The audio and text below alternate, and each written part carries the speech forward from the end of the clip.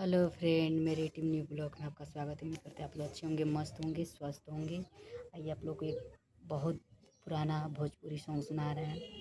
कहना है कि हम ना रहो सैया, अरे माटी के घर में पका पिटवाई द बलम जी, कि पका पिटवाई द बलम जी।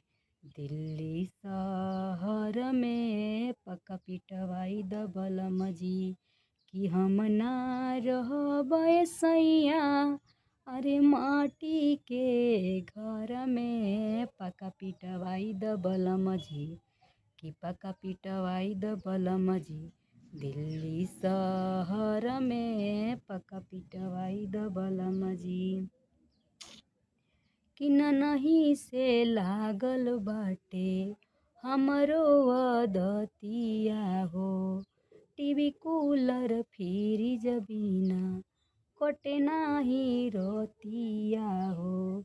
कि नहीं से लागल बाटे हमरो अदतिया हो। टीवी कूलर फ्रिज बिना कटे नाही रतिया हो।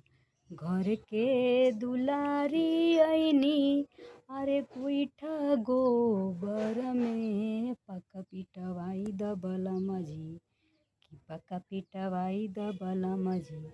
दिल्ली शहर में पका पिटवाई द बलम जी, कि दिल्ली शहर में पका पिटवाई द बलम जी। कि हम ना रहबै सैया, अरे माटी के घर में पका पिटवाई द बलम जी, कि पका पिटवाई द बलम जी। दिल्ली शहर में पका पिटवाई द बलम जी।